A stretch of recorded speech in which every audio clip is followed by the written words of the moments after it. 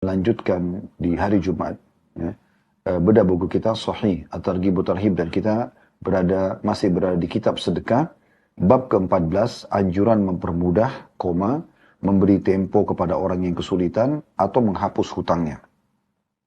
Dan sudah kita sebutkan kurang lebih ya, mempelajari 5 buah hadis awal dari bab ini tentang keutamaan orang yang mengutangkan orang lain atau memang dia memberikan tenggang waktu atau memaafkan utangnya. Di antara hadis yang mulia yang kita pelajari pada kesempatan yang lalu, dan itu adalah hadis kelima ya, hadis terakhir yang kita pelajari. Saya ulangi kembali dengan sanad hasan, urutan 907 dari awal belajar berbunyi, dari Buraidah radhiyallahu anhu, dia berkata, aku mendengarkan Rasulullah sallallahu alaihi wasallam bersabda, "Man andhara mu'siran falahu kulla yawmin mithlahu sadaqah." Thumma sami'tu yaqul man andhara mu'siran falahu kulla yawmin mithlaihi sadaqah. فقلت يا رسول الله سمعتك تقول من أنظر مؤسرا فله كل يوم مثله صدقة ثم سمعتك تقول من أنظر معسرا فله كل يوم مثليه صدقة قال له كل يوم مثله صدقة قبل أن يحل الدين فإذا حل فأنظره فله كل يوم مثليه صدقة. Terjemahannya, kata Nabi SAW, kata Buraidah, aku mendengarkan Rasulullah SAW bersabda, barang siapa yang memberikan tempo pembayaran hutang kepada orang yang dalam kesulitan, maka dia mendapatkan nilai sedekah senilai hutang tersebut. 1 kali lipat setiap harinya. Kemudian aku mendengarkan beliau juga bersabda, barang siapa memberi tempo pembayaran utang kepada orang yang dalam kesulitan, maka dia mendapat nilai sedekah 2 kali lipat setiap hari. Aku berkata, wahai Rasulullah, aku mendengar Anda berkata atau bersabda, barang siapa memberi tempo kepada orang dalam kesulitan, maka dia mendapatkan nilai sedekah senilai utang tersebut setiap harinya 1 kali lipat. Kemudian aku mendengarkan juga Anda berkata atau bersabda, barang siapa yang memberi tempo kepada orang yang dalam kesulitan, maka dia mendapatkan nilai sedekah 2 kali lipat dari nilai uang yang dia pinjamkan. Maka Rasulullah SAW bersabda kepada Buraidah radhiyallahu anhu, dia mendapatkan nilai sedekah senilai hutang tersebut setiap hari sebelum hutang itu jatuh tempo. Dan jika telah jatuh tempo dan dia memberikan tambahan tempo lagi, maka dia memperoleh nilai sedekah 2 kali lipat setiap harinya. Hadis ini diriwayatkan oleh Al-Hakim dan semua rawi-rawinya hujjah dalam kitab As-Sahih. Jadi kalau Anda meminjamkan uang 10 juta rupiah, Anda akad misalnya awal Januari sampai akhir Januari kesepakatannya, setiap hari Anda seperti bersedekah 10 juta rupiah sampai akhir Januari. Sampai Anda kesepakatan utang itu dibayarkan.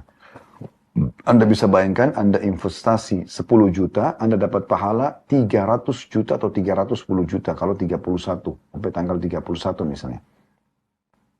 Kalau Anda tagih di akhir Januari, ternyata dia belum bisa bayar, dan Anda masih memberikan tenggang waktu lagi buat dia di bulan Februari, ya umumnya 28 hari ya, maka Anda seperti mulai dari 1 Februari itu bersedekah 20 juta, 2 kali lipat per harinya.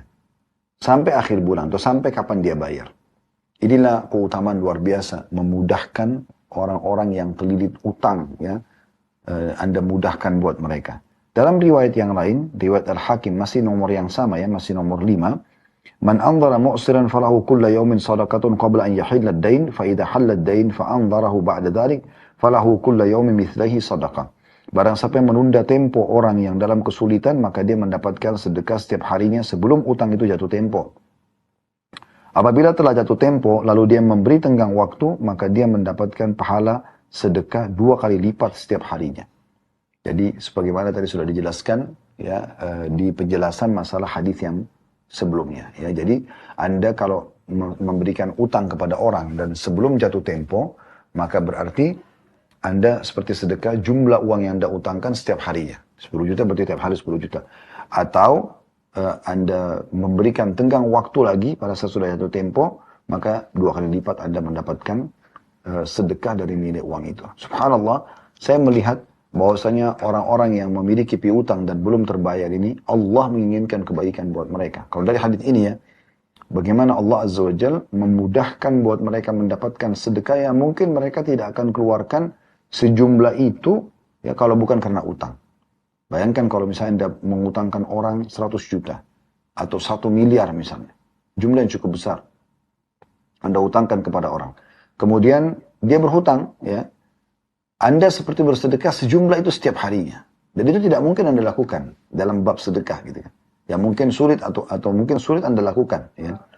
Tapi dengan sendirinya Anda sedekah seperti tiap hari itu. Jadi kalau Anda pinjamkan orang 100 juta sama dengan 100 juta per hari kali 30 hari ya. Itu kurang lebih 3 miliar. Seperti Anda bersedekah 3 miliar. Padahal Anda cuma keluarkan 100 juta. Kalau Anda kasih 1 miliar, maka Anda seperti bersedekah 30 miliar dalam 1 bulan. Kalau jatuh tempo, Anda berikan tenggang waktu 2 kali lipatnya. Coba bayangkan. Ini memang membutuhkan kacamata iman ya agar kita bisa tersentuh untuk ya mengerjakan